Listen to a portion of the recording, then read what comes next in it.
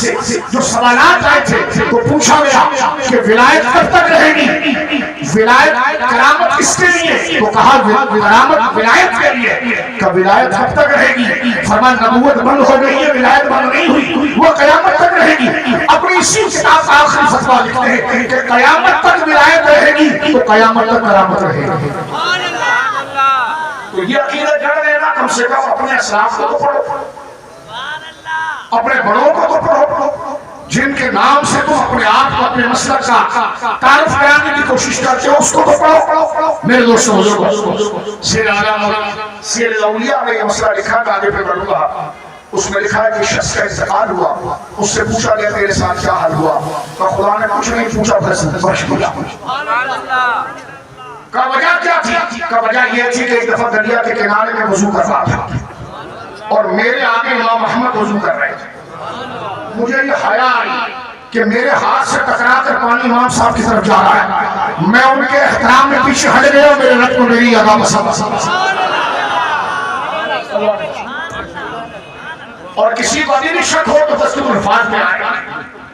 اور طبقات ثالث میں ابراہیم کے ترجمے کے اندر علامہ صاحبی لکھتے ہیں کہ اس محدث کا ذکر ہو رہا تھا اور امام احمد بن حنبل اپنے مسند پر ٹیک لگائے بیٹھے تھے، جب ان کا ذکر ہوا تو آپ نے ٹیک کو خود چھوڑ دیا اور ٹیک کو چھوڑ کر آگے کسی نے پوچھا حضرت یہ کیفیت کیسی، فرمایا بڑی نیک ہستی تھی اور صالحین کا جب ذکر ہو تو بے اعتباری کے ساتھ نہیں ہونا چاہیے، ان کا ذکر تعظیم سے ہو، اس پر ٹیک نہ لگائی جائے، ٹیک کو چھوڑ دیا۔ اگر تتبع کے ساتھ ان حوالوں کو جمع کیا جائے تو ایک دفتر ناکافی ہوگا، اور ان تمام سیر کے اندر ایسے کئی احوال میرے دوستوں بزرگوں ہمارے سامنے رہتے ہیں، اور یہی بات حافظ ابن قیم نے کتاب الروح میں کئی خواب لکھے ہیں، اور اس میں پوچھا گیا تمہارے ساتھ کیا معاملہ ہوا، انہوں نے کہا خدا نے بخش دیا، فرمایا کیوں، ہم مجالس صالحین میں لحاظ سے بیٹھتے تھے، ان کا ذکر حقیقت سے کرتے تھے، جس مقصد کے لیے میرے دوستوں بزرگوں آپ جمع ہوئے ہو، لہذا یہ وہ ہستیاں ہیں ان کی زندگی میں جو استقامت ہے، جو عقیدے پر جمنا ہے، اور یہ سمجھ لیجیے آپ کربلا تھوڑی دیر کے لیے ہوتی ہے، بعد میں بادل چھڑ جاتی ہے، لیکن اس کربلا میں اپنے اور دوسرے کی تمیز کرا دی جاتی ہے۔ جب کربلا لگی ہو اس وقت جو کھڑکی بند کر دے وہ غدار ہے، اور بعد میں کھڑکی کھول کے حسین بولے تو اب کیا فائدہ؟ جب فرشتوں نے امتحان لے کر دفتر کو بند کر دیا اب کیا فائدہ؟ اب نکل کر ذکر معاویہ کا کیا فائدہ تمہارے لیے؟ اب آ کر افضلیت کے مسئلے پر بات کرنے کا کیا فائدہ؟ اب برطانیہ سے اتر کر اب سر میں افضلیت کی تقریر کیسے؟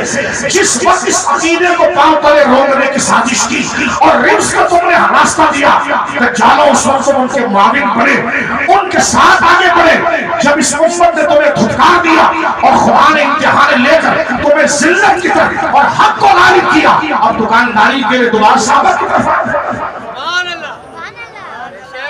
یہ نہ کرو۔ اور اگر آ بھی گئے تو چلو ٹھیک ہے، آ بھی گئے تو ہم مذمت نہیں کرتے، لیکن ہم کہتے ہیں جو اپنی پرانی بغاوت ہے توبہ کر کے ہم تو یہ کہتے تھے کہ دمادم مست قلندر علی کا پہلا نمبر وہ تو قلندر ہے، آج کہتے ہیں ہم افضلیت کو مانتے ہیں، ہم نے کہا دھوکہ نہ آپ کہتے ہیں ہم نے معاویہ پر کتاب چھاپی تو مسئلہ معاویہ کے خلاف پر کب تھا، مسئلہ وہ تھا جو آپ نے بیان کیا، تو لہذا جب آپ کو یقین ہو چکا ہے تو ہمارے دل بھی کھلے ہوئے ہیں، لہذا آئیے اور ایک قلم سے ساری عبارتوں کو کاٹ دیجیے جو خلاف اہل سنت آپ نے بات کی اور جن کے سامنے ترجمہ و دفاع نقشے بتائے گئے اس کے باوجود ان کی کانوں پر جو نہیں رہے گی۔ آج اگر وہ عمر کوٹ کے ایشو کو استعمال کرنے کے لیے 50 بندوں کے ساتھ ترجمانی آ جائے تو یہ وفا تمہارے عیب کو دھوئے گی نہیں جب تک تم کھل کر پوری سنیت کا اعتراف تاڑنے والے قیامت کی نظر رکھتے ہیں۔ اس بات کو سن لیجیے، جب دربار یہ بات ہم کبھی نہ کرتے، لیکن آپ نے دوسرا فیصلہ اپنے قصور کو قبول کیے بغیر پھر دوبارہ نہ کر سامنے آ گئے تو یہ نظریہ نہیں چلے گا کہ زبانوں سے کلمات سرزد ہوئے. جو نقصان اہل سنت کو پہنچا صحابہ کی عظمت و شان کے لیے جو لوگوں کے دلوں میں کدورتیں آئی, ہم تمہارے دوست ہو کر یہ بات کرتے ہیں اپنی زندگی میں اعلانیہ توبہ کر لو, ورنہ یہ بڑے بڑے گنبد اور امت کے اور اپنے مرید کے نام سے لیے ہوئے سمت و سیاح یہ گنبد نہیں بخشوائے گا. گنبد بخشوائے گا تو صدیق کی وفا سے بخشوائے گا, عمر کی وفا سے بخشوائے گا, علی کی وفا سے بخشوائے گا.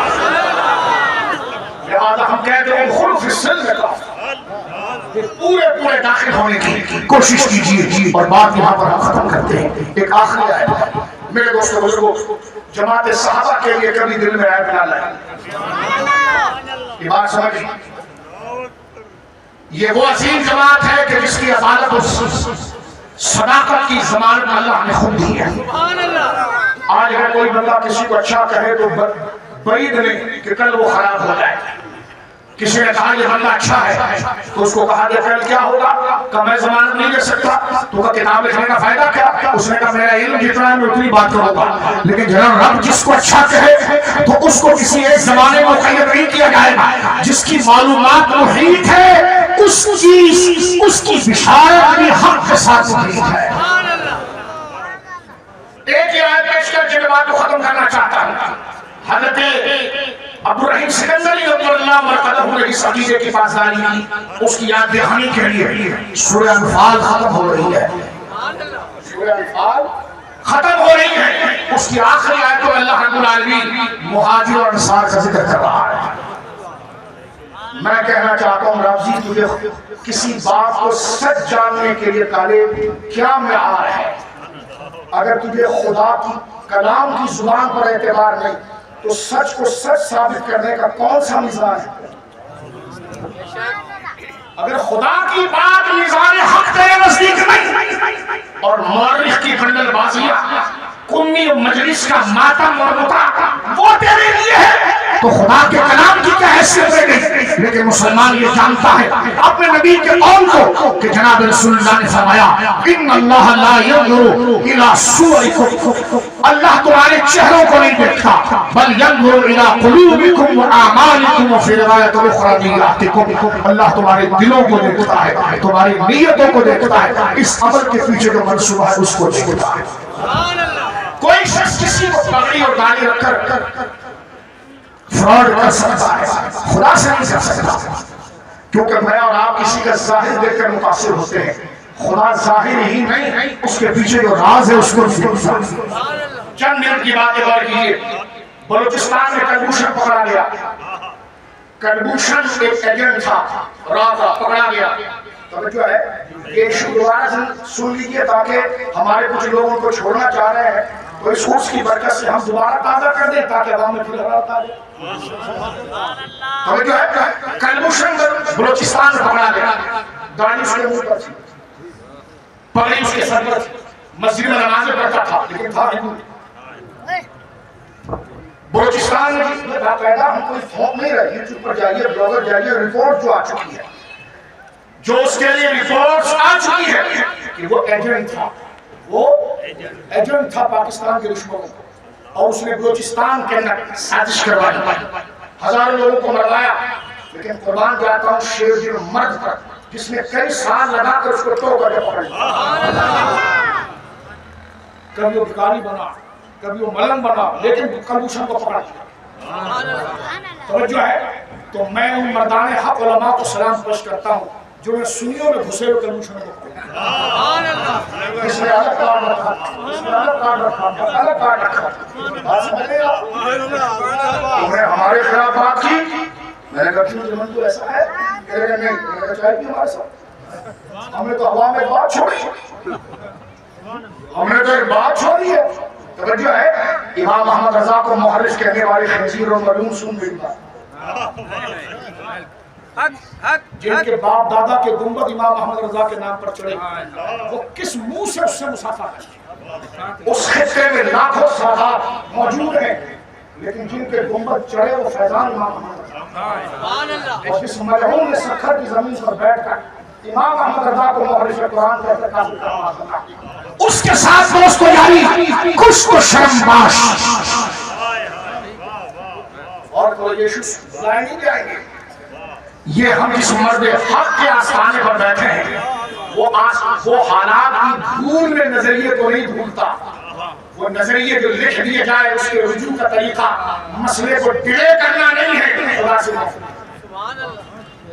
سمجھو ہے ہمارے بھائی نفسیات ہے کہ اس کیمرے کے سامنے آنا چھوڑ دو، مسئلے کو ڈیلے کر دو۔ مولوی اور عام لوگوں کے ہاضمے اور حافظے کمزور ہیں، لوگ بھول جاتے ہیں اور پھر چل پڑتے ہیں۔ میں نے کہا کہ جس مرد حق کے آستانے پر بیٹھے جس کا تعلق اللہ اس کے رسول سے ہوگا وہ بغاوت کو کبھی نہیں بھولتا، نہ صداقت کو کبھی بھولتا۔ اگر باغی آسمان سے برسات بھی برسائے، جس حضور نے دجال کے بارے میں فرمایا تھا کہ وَيَعْمُرُ السَّمَاءَ فَتُمْطِرُ وَيَعْمُرُ الْأَرْضَ فَيُنبِتُ، وہ آسمان کو حکم دے گا بارش ہوگی، وہ کہیں گے نہیں یہ فضائل نہیں، عقیدے کی خرابی کے بعد کوئی فیضان نہیں، وہ استدراج ہوتا وہ استدراج ہوتا ہے۔ اور غریب سے غریب آدمی جس کے کپڑے بھی اگر پھٹے ہوئے ہوں اس کی مسکراہٹ بھی کرامت ہوتی ہے، کیونکہ کرامت کا تعلق کوئی چپے کوپے اوپر پگڑی سے نہیں ہے، اس کا تعلق اللہ رسول سے وفا اور سنت ہوئے۔ اور سمجھ گئے آپ میرے دوستوں بزرگوں، اس موضوع کا آخری حصہ جو بیان کر رہا ہوں وہ یہ ہے، صحابہ کی جماعت کے دو طبقے ہیں، ایک مہاجر اور ایک انصار۔ سارے بڑے مسلمان سارے مہاجر وہ صحابہ جنہوں نے مکہ میں حضور پر ایمان لائے اور حضور اور